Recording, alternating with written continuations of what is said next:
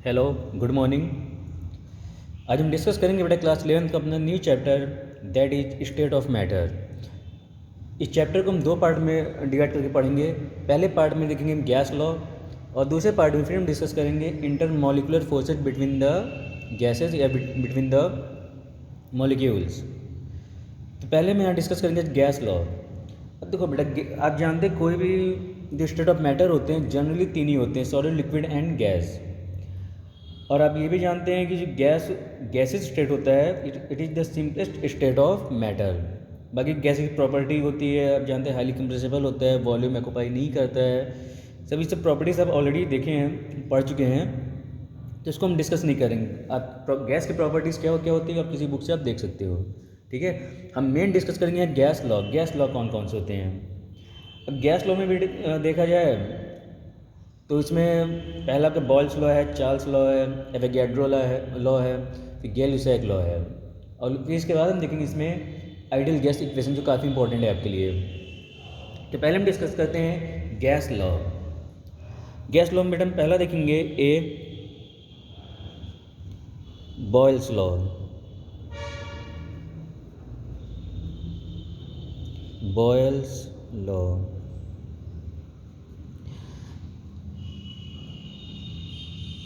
ये Boyle's law क्या कहता है कि at constant temperature the pressure of a given mass of a gas is inversely proportional to its volume. इन कह सकते हैं कि किसी भी गैस का जो उसका प्रेशर होता है, ठीक है, वो उसके वॉल्यूम के इन्वर्स प्रोपोर्शनल होता है। कब? एट कांस्टेंट टेम्परेचर, ठीक है। अब बेटा देखो, यहाँ से हम इसको लिख सकते हैं P इक्वल टू, तो साइन प्रोपोर्शनल के हटाएंगे तो कॉन्स्टेंट दे सकते हैं, मालूम के दिया, और क्या हो जाएगा 1/V। क्रॉस मल्टीप्लाई कर लें तो हम कह सकते हैं P इक्वल क्या आ जाएगा, ये कॉन्स्ट के, यानी क्या हो गया ये कांस्टेंट, ठीक है। तो गैस बॉयल्स लॉ को हम सिर्फ डिफाइन कर सकते हैं कि at constant temperature the product of the pressure and volume of given mass of gas is constant, ठीक है। तो आप चाहे इससे डिफाइन कर लीजिए बॉयल्स लॉ को तो भी सही है, इसे डिफाइन करते हैं तो भी सही है।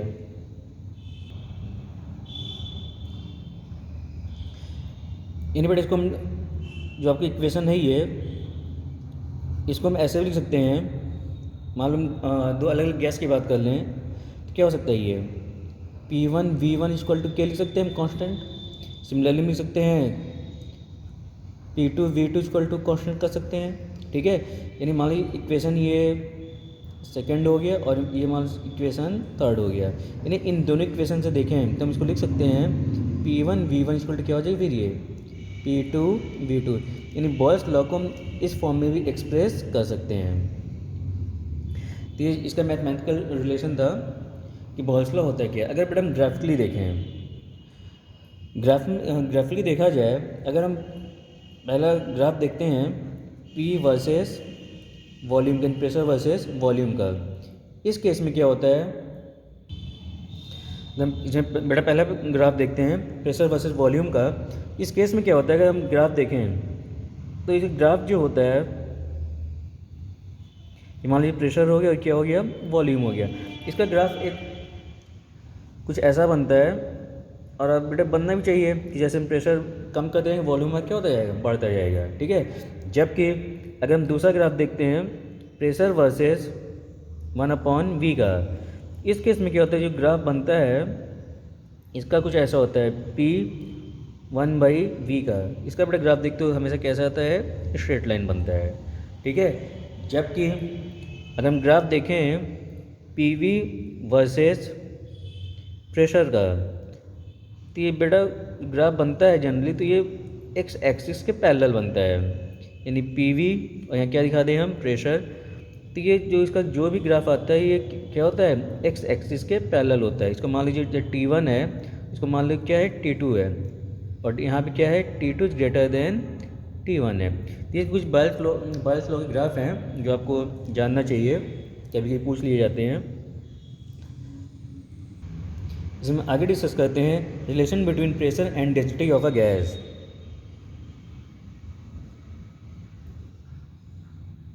रिलेशन बिटवीन प्रेशर एंड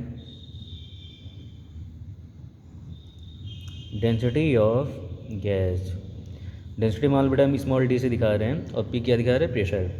तुम जानते हैं कि किसी वॉल्यूम किसी भी गैस का जो वॉल्यूम है उसको लिख सकते हैं V1 इक्वल टू गैस का मास अपॉन गैस का डेंसिटी मान लीजिए क्या है, D1। ठीक है। सिमिलरली हम लिख सकते हैं V2 इक्वल टू M और फिर ये D2। ठीक है। अब देखिए हमने अभी देखा था थोड़ी देर पहले इक्वेशन में बॉयल्स लॉ के अकॉर्डिंग P1 V1 इक्वल क्या था आपके पास, P2 V2 था। ठीक है। यहाँ पे अगर हम V1 V2 की वैल्यू पुट अप करें तो क्या आएगा, देखिए P1 उसके बाद M अपॉन क्या आ जाएगी ये D1। सिमिलरली क्या हो जाएगा बेटा ये P2 और V2 की जगह M और फिर यहाँ क्या देखते हैं आप D2। तो M तो कैंसिल हो गया और यहाँ से आपको मिल क्या रहा है, फिर देखिए P1 upon D1 equal to P2 upon D2। तो ये होता है प्रेशर और डेंसिटी का रिलेशन। यानी हम कह सकते हैं कि किसी भी गैस का जो प्रेशर होता है, ठीक है, वो उसके डेंसिटी के डायरेक्टली प्रोपोर्शनल होता है। ठीक है। तो डेरिवेशन को भी याद रखिएगा, इसमें निम्न पूछ लिए जाते हैं। इतना आपको जानना था बॉयल्स लॉ के बारे में। नेक्स्ट हम इसमें डिस्कस करते हैं चार्ल्स लॉ। बेटा इसमें कंटिन्यू करते हैं, अगला गैस लॉ में आता है चार्ल्स लॉ। चार्ल्स लॉ क्या कहता है कि एट कांस्टेंट टेम्परेचर, ठीक है,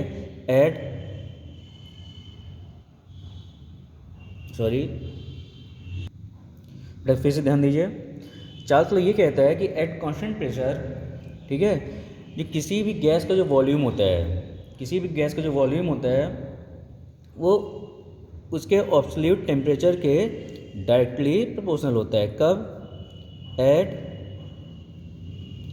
कांस्टेंट प्रेशर। ठीक है। हम सिंपली वर्ड में कह सकते हैं कि the volume of given mass of a gas at constant pressure is directly proportional to its absolute temperature.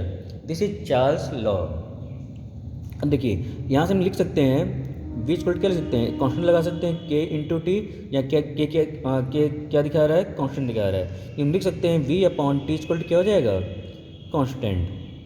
K यानी क्या हो गया, ये कांस्टेंट वैल्यू हो गई। ठीक है। और सब बेटा कब हो रहा है, एट कांस्टेंट प्रेशर। ठीक है।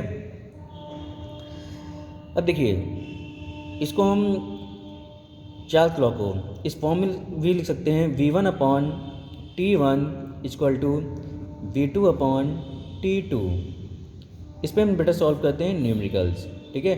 उसको कैसे लिखा जाता है आप लिख सकते हैं आराम से V1 upon T1 equal to क्या K, और सिमिलरली कह सकते हैं V2 अपॉन T2 इक्वल क्या हो सकता है K। यानी इन दोनों इक्वेशन से देखें तो हम कह सकते हैं फिर V1 upon T1 equal to V2 upon T2। और किसके बराबर आएगा हमेशा, ये कांस्टेंट के बराबर आएगा।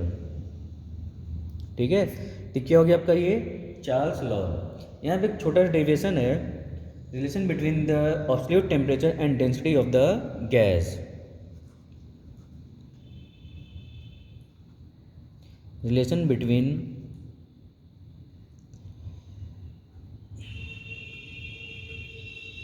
एब्सोल्यूट टेम्परेचर एंड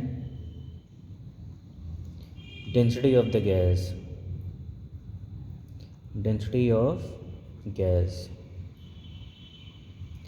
तो अभी हमने थोड़ी पहले देखा था वॉल्यूम V1, हम V1 क्या लिख सकते हैं, M अपॉन D1। सिमिलरली हम V2 क्या लिख सकते हैं, M अपॉन D2। देखिए चार्ल्स लॉ के अकॉर्डिंग हमने देखा था अभी V1 upon T1 equal to V2 upon T2। अगर हम V1 और V2 की वैल्यू पुट अप करें तो क्या आएगा, फिर देखिए M upon D1 T1 equal to M upon D2 और फिर T2। यहाँ देखें M क्या हो जाएगा, कैंसिल हो जाएगा। हम कह सकते हैं D1 T1 equal to D2 T2। ठीक है। यानी बेटा यहाँ अगर इसको इन्वर्स करें तो क्या आएगा फिर देखिए, इसको हम बेटा तो अरेंज करें तो क्या आ जाएगा देखिए, D1/D2 इक्वल टू T2/T1। यानी इस रिलेशन से आप देख रहे हो यहाँ पे कि D1 है तो T2 है और D2 है तो T1। यानी हम कह सकते हैं कि यहाँ जो डेंसिटी ऑफ द गैस होता है वो टेम्परेचर के इन्वर्स प्रोपोर्शनल में होता है। ठीक है, तो इस पर कुछ न्यूमेरिकल्स पूछे जाते हैं तो ये इसका भी ध्यान रखिएगा। इसमें हम आगे डिस्कस करते हैं third law, that is Gay Lussac law. इसमें थर्ड लॉ अपने डिस्कस करते हैं गे-लुसाक लॉ। गे-लुसाक लॉ क्या होता है, ये बड़ा सिंपली कहता है एट कांस्टेंट वॉल्यूम, ध्यान रखिएगा, at constant volume the pressure of a given mass of gas is directly proportional to its absolute temperature. इन कह सकते हैं कि एट कांस्टेंट वॉल्यूम, ठीक है, तो किसी भी गैस का जो प्रेशर होता है वो उसके टेम्परेचर के डायरेक्टली प्रोपोर्शनल होता है। सिंपली बट हम कह सकते हैं at constant volume the pressure of a given mass of gas is directly proportional to its absolute temperature. यानी यहाँ से हम देखा जाए तो लिख सकते हैं इसको P/T को क्या कह सकते हैं, कांस्टेंट। ठीक है, और उसको हम अगर इसको अगर हम इसी इक्वेशन को हम इस फॉर्म में लिख सकते हैं P1/T1 इक्वल टू P2/T2। इसको हम यूज करेंगे न्यूमेरिकल्स के लिए। ये आपका था गे-लुसाक लॉ। इसमें हमारा जो चौथा लॉ है, फोर्थ लॉ, वो है एवोगैड्रो लॉ।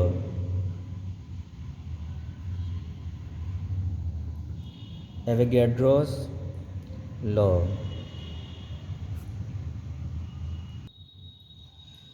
बेटा नेक्स्ट लॉ है एवोगैड्रो लॉ। एवोगैड्रो लॉ क्या होता है कि at constant temperature and pressure the volume of a given mass of a gas is directly proportional to its number of moles.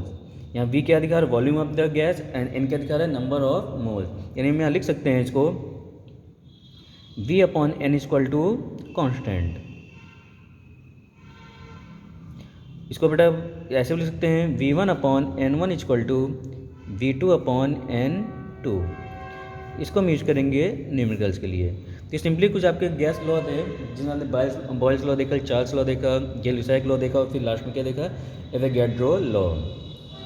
इसमें हमारा जो नेक्स्ट पार्ट आएगा वो आएगा आइडियल गैस इक्वेशन, जो काफ़ी इंपॉर्टेंट है। इसमें बेटा आगे डिस्कस करते हैं आइडियल गैस इक्वेशन, काफ़ी इंपॉर्टेंट इक्वेशन है आपके लिए, इस पर न्यूमेरिकल्स बहुत पूछे जाते हैं। तो देखिए आइडियल गैस इक्वेशन क्या होता है। पहली बात बेटा आइडियल गैस क्या होता है, हम सिंपली कह सकते हैं कि कुछ ऐसी गैसेस होती हैं जो सभी गैस लॉ को क्या करती हैं, फॉलो करती हैं। लेकिन एक्चुअली देखा जाए तो आइडियल गैस कोई गैस होती ही नहीं है, ये सिर्फ एक थ्योरेटिकल वैल्यू है। रियल गैस में देखा जाए तो कोई भी गैसेस जो हमारे आसपास दिखती हैं, कोई भी गैस होती है वो आइडियल गैस नहीं होती है। ठीक है, अब देखिए आइडियल गैस इक्वेशन जो होता है वो होता है आपके पास PV=nRT। इसे हम क्या कहते हैं, आइडियल गैस इक्वेशन कहते हैं। यहाँ P प्रेशर होता है, V वॉल्यूम है, N आपका नंबर ऑफ मोल्स है, R आपका गैस कांस्टेंट होता है और T क्या होता है, टेम्परेचर। अब देखिए इसको अगर हम डिराइव करना चाहें तो हमने बॉयल्स लॉ से भी देखा था थोड़ी देर पहले। Boyle's law V inverse proportional होता है 1/P के, ये किससे था, बॉयल्स लॉ से सर। ये आपने बॉयल्स लॉ से अकॉर्डिंग देखा था इसको आपने। ठीक है, फिर आपने देखा था कि जो वॉल्यूम है प्रोपोर्शनल होता है किसके, नंबर ऑफ मोल्स के, ये किसके अकॉर्डिंग था, एवोगैड्रो लॉ।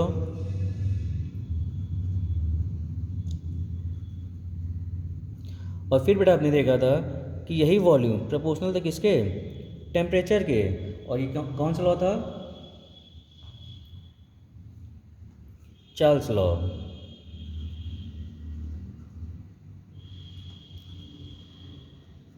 ये मान लीजिए पहला इक्वेशन हो गया, सेकंड इक्वेशन हो गया, मान लीजिए क्या हो गया, थर्ड इक्वेशन हो गया। यानी हम तीन इक्वेशंस देखा जाए तो हम कह सकते हैं कि V प्रोपोर्शनल है किसके, NT/P के। ठीक है, अगर इस प्रोपोर्शनल साइन को हम हटाएं तो हम क्या लिख सकते हैं, फिर V = RNT/P P, जहाँ पे R क्या होता है, आपको जो यहाँ पे R दिखा रहा है, R क्या चीज़ है, एक कांस्टेंट होता है जिसे हम कहते हैं यूनिवर्सल गैस कांस्टेंट। ठीक है, अगर बेटा इसको हम रीअरेंज कर लें तो इसको लिख सकते हैं PV इक्वल टू nRT। इसी को आप क्या कहते हैं, आइडियल गैस इक्वेशन कहते हैं। ध्यान रखिएगा यहाँ पे R क्या चीज़ होता है, कांस्टेंट वैल्यू है जिसे हम क्या कहते हैं, यूनिवर्सल गैस कांस्टेंट। और उसकी वैल्यू भी अलग अलग होती है, अभी न्यूमेरिकल का हम सॉल्व करेंगे। अब देखिए,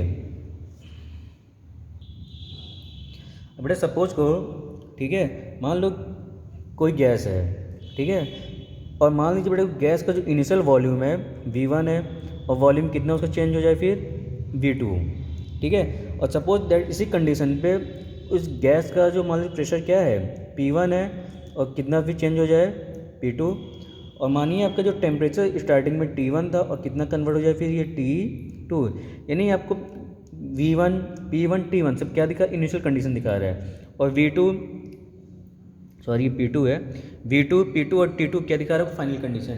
यानी किसी भी गैस का वॉल्यूम है V1 से किसमें, V1 से कितना चेंज हो रहा है V2, P1 से चेंज हो रहा है P2, और T1 से चेंज हो रहा है T2।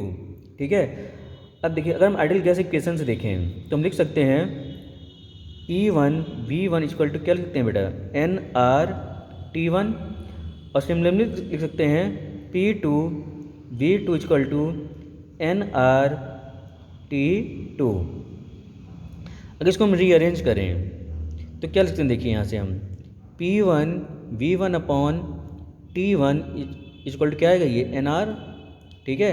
और इसको भी हम रीअरेंज कर लें तो लिख सकते हैं P2 V2 upon T2 equal to nR।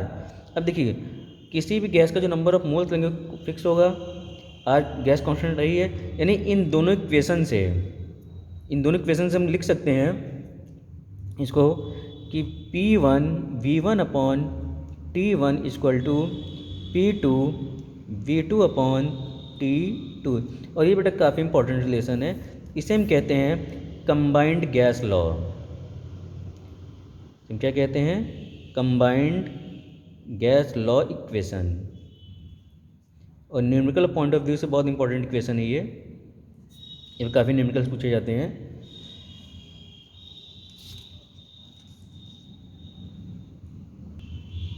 इसमें बेटा कंटिन्यू करते हैं तो हम आगे देखते हैं इसमें relation between density and the molar mass of a gas. अब देखिए अभी आपने देखा था आइडियल गैस इक्वेशन से PV इक्वल टू क्या था, nRT, ठीक है। इसको हम लिख सकते हैं PV इक्वल टू n क्या, नंबर ऑफ मोल्स क्या होता है, weight of the gas upon molar mass of the gas, और ये R और ये क्या हो गया T। अगर बेटा हम V को इधर ले हैं तो लिख सकते हैं P equal to W upon V, और ये RT अपॉन M। अब देखिए W बाई V यानी मास अपॉन वॉल्यूम क्या होता है, डेंसिटी, तो इसको क्या लिखा जा सकता है, P equal to DRT upon M। ये रिलेशन है डेंसिटी और molar mass of the gas. इसको आप बेटा रीअरेंज करना चाहो तो रीअरेंज भी हो सकता है, यानी लिख सकते हैं यहाँ पे हम D equal to PM upon RT, ठीक है। तो यहाँ D डेंसिटी दिखा रहा है और कैपिटल M क्या दिखा रहा है, molar mass of the gas. तो इसका रिलेशन होता है डेंसिटी और मोलर मास का क्या रिलेशन होता है। अब देखिए अगर इस इक्वेशन को हम थोड़ा मॉडिफाई करना चाहें तो बेटा जब इस इक्वेशन को ध्यान से देखो, P इक्वल टू क्या दिखा रही है, DRT अपॉन M, यानी हम कह सकते हैं इसको रीअरेंज करें तो P equal to P upon DT equal to RM कर सकते हैं, ठीक है। देखिए जहाँ पे R क्या होता है, गैस कांस्टेंट है, इसकी वैल्यू फिक्स है, और M की वैल्यू क्या होती है, किसी भी गैस का जो मोलर मास होगा क्या फिक्स होगा, यानी यहाँ लिख सकते हैं इसको P अपॉन DT किसके बराबर आ जाएगा, एक कांस्टेंट के बराबर, ठीक है। अगर इसको हम थोड़ा चेंज करें, यानी मान लीजिए प्रेशर P1 से P2 में चेंज हो रहा है, डेंसिटी D1 से D2 में चेंज हो रहा है, और टेम्परेचर T1 से T2 में चेंज हो रहा है, इसको हम फिर से लिख सकते हैं P1 upon D1 equal to P2 upon D और ये T2। इस इक्वेशन को भी आप जानते रहिए, इसको भी हम कहीं कहीं इस्तेमाल न्यूमेरिकल में कर सकते हैं। ये कुछ रिलेशन थे, कुछ सिंपल से छोटे छोटे फॉर्मूले थे जो आपको जानना चाहिए, न्यूमेरिकल्स के लिए बेटा बहुत इंपॉर्टेंट है। इतना हमें देखना था गैस लॉ के बारे में। हम नेक्स्ट क्लास में इसका डिस्कस करेंगे Dalton's law of partial pressure and the Graham's law of diffusion. Thank you.